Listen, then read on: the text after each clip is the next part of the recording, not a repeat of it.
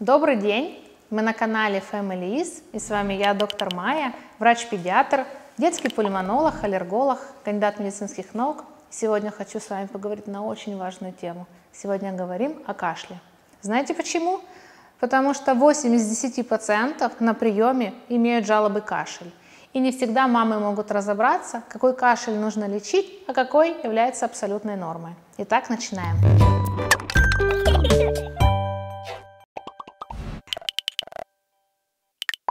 Прежде всего хочу вам сказать, что кашель – это физиологический процесс самоочищения. Вот как вам хочется чихнуть для того, чтобы убрать какую-то корочку из носа, точно так же организму нужно покашлять, чтобы пылинку, ворсинку, волосинку просто вывести из организма. Поэтому, если кашель не беспокоит вашего ребенка, он играется, гуляет, смотрит телевизор, читает вместе с вами книги и просто подкашливает, это абсолютно нормально. Потому что чаще всего кашель бывает у ребенка из-за вируса. В зависимости, куда добрался вирус, в нос, в горлышко или в бронхи, разный кашель. Потому что если это синдром постназального затека, то есть когда слизистая оболочка воспалена и есть еще продукция слизи, то есть насморк, он рефлекторно может раздражать заднюю стенку горла, и ребенок просто будет рефлекторно кашлять. Этот процесс нормальный, физиологический, просто нужно немножко подождать. Точно так же, если у вашего ребенка будет красное горлышко, будут признаки фарингита, ребенок тоже будет кашлять, потому что когда он сделает вдох, и воздух попадет в горло, это тоже дополнительный провокатор, он может вызвать кашель. Либо будет какой-то резкий запах, либо немножко больше сладости в вашем соке, тоже будет кашель. Фарингитный кашель не нужно лечить, просто нужно следить за микроклиматом и правильной влажностью в помещении. Я хочу вам напомнить, что оптимальная влажность 40-60%, а температура 18-20-22 градуса, поэтому не забывайте, что если вы пользуетесь дома кондиционерами, то обязательно нужно проветривать помещение, обязательно нужно включать увлажнитель или хотя бы просто купить гигрометр и посмотреть, какая же влажность в комнате вашего ребенка, особенно в его спальне. Если же вы видите, что есть проблемки с носовым дыханием, ребенок не может хорошо дышать носом, конечно, он будет дышать ртом. И за счет этого пересыхает слизистая оболочка, и ребенок будет кашлять, особенно в горизонтальном положении. Поэтому помогите ему, поднимите головной конец, просто возьмите подушку немножко выше, или под матрас, или под кроватку, под ножки, что-то подложите, чтобы ребенку было более комфортно спать за счет того, что отток слизи будет намного лучше, и носовое дыхание вместе со слизью, которая будет образовываться, не будет мешать ребенку спать. Поэтому очень важно правильно промыть носик ребенку, и если очень сильно затруднено носовое дыхание, вы даже можете закапать перед сном сосудосуживающие капли. Только не помните, что это нужно делать не более чем 3-4 дня, потому что неправильно пользоваться длительно сосудосуживающими препаратами. Если ребенок просыпается утром и просто начинает кашлять влажным кашлем, то есть вы чувствуете, что у ребеночка что-то там ходит, как говорят мне мамы. Доктор Майя, на приеме у моего ребенка там что-то ходит. Это ходит мокрота, это норма. Просто вирус дошел до трахеи, до бронхов, вызвал воспаление, и слизь, которая образуется, нужно эвакуировать, убрать. А так как наши дети не умеют еще правильно кашлять, потому что они не научились, у них еще не сформирован правильно кашлевой рефлекс. То есть они еще не научились, как правильно кашлять, как сильно кашлять. У них еще не сформирован окончательно этот рефлекс, поэтому они кашляют долго, утром. Потому что они не могут кашлять сильно, быстро и за несколько кашлевых толчков удалить всю эту мокроту. Поэтому вы начинаете паниковать и прибегать, что же делать, у меня ребенок утром закашливается. А на самом деле это просто банальный влажный кашель, и ребенку нужно несколько попыток, чтобы убрать эту слизь из дыхательных путей. Поэтому и вы замечаете, что с утра вы кашляете больше, обращаете внимание, что ребенок утром больше кашляет, а в течение дня он играется, ходит на улицу, смотрит телевизор, читает книги, и вы даже не замечаете, что у него был кашель. А на следующий день опять к вечеру он начинает в горизонтальном положении кашлять, с утра откашливаться. Просто нужно последить.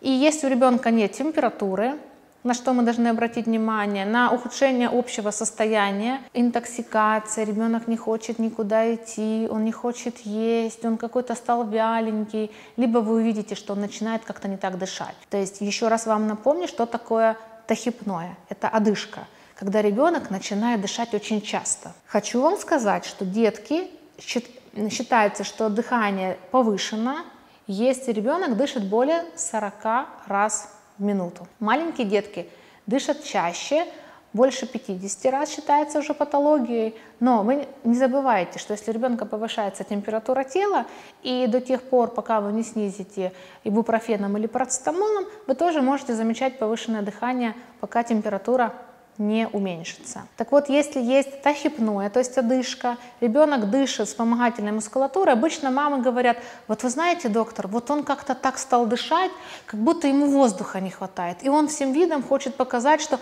мама, помоги. Вот это опасно, это требует обращения за медицинской помощью, потому что у ребенка может быть бронхоспазм, ларингоспазм или пневмония.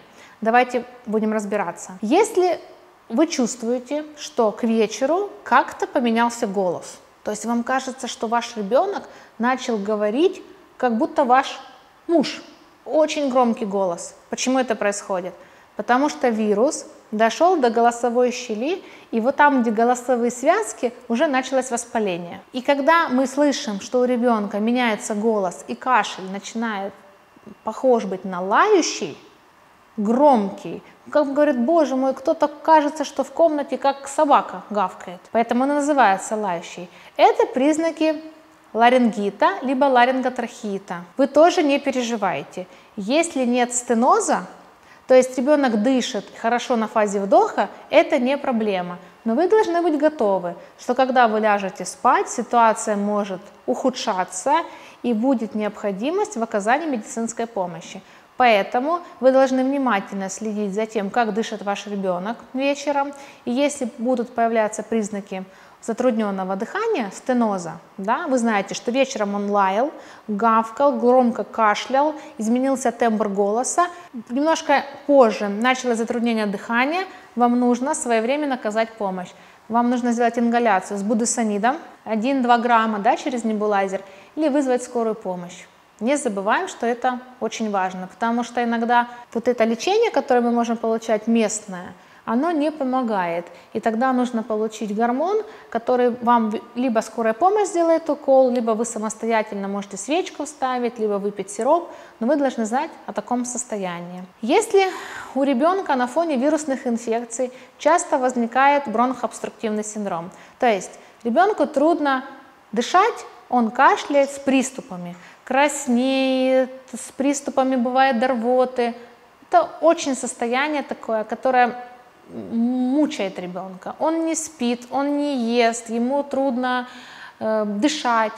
Вам нужно обратиться за помощью, потому что только после назначения бронхорасширяющих препаратов, так называемых бронхолитиков, вы увеличите проходимость дыхательных путей и нормализуете состояние ребенка. При пневмонии, конечно, вы никогда не сможете поставить диагноз самостоятельно в домашних условиях. Это достаточно серьезный диагноз. Его может поставить только врач компетентный, который обязательно послушает, проведет аускультацию легких вашему ребенку, оценит сатурацию. Поэтому вы имеете вот эти штучки, да, пульсоксиметры, которые на пальчик.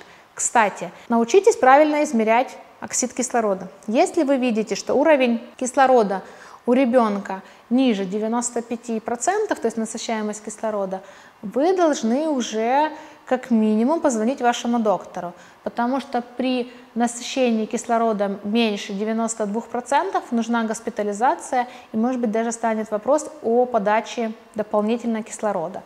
Поэтому пульсоксиметр очень важная вещь, когда у вашего ребенка частое дыхание, ухудшается состояние, температура, пожалуйста, своевременно обратитесь к доктору. Ну а сейчас поговорим о хорошем. Вы знаете, что бывает? Расскажу вам один свой случай из практики.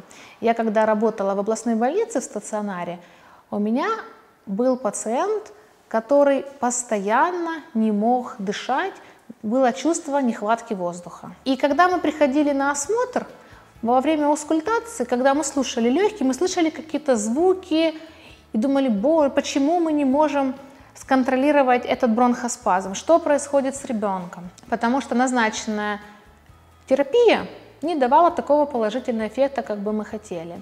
И через несколько дней я решила подойти в палату, где лежал этот ребенок, он уже был старше, он был без родителей, и спросила, как же спал ребенок, кашлял ли он, было ли приступообразное какое-то дыхание, затруднение дыхания, да нет, постоянно бегает, играется, не кашляет, вроде бы все хорошо, плохо только утром, когда вы приходите на осмотр. И знаете, что это было? Когда мы попросили ребенка подышать не ртом, а через нос, никаких хрипов не было.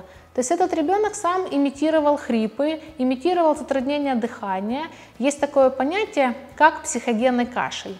И когда вы замечаете, что ваш ребенок кашляет вот так, особенно когда вы говорите о том, что ему нужно идти в школу, или у вас в семье появился второй ребенок, или вы не хотите покупать какой-то подарок, задумайтесь, кашляет ли ваш ребенок в ночное время, кашляет ли он, когда он играет в свою любимую компьютерную игру. И вы заметите, что кашля нет. Он возникает только тогда, когда вы говорите о ребенке, когда вы говорите о его болезни и когда ребенок хочет, чтобы вы на него обратили внимание. Поэтому всегда на приеме я прошу своих пациентов показать, как он кашляет. И уже по характеру кашля, то есть мы видим, что он надрывный, поверхностный, мы не видим никаких изменений в легких, мы не видим никаких изменений в анализах.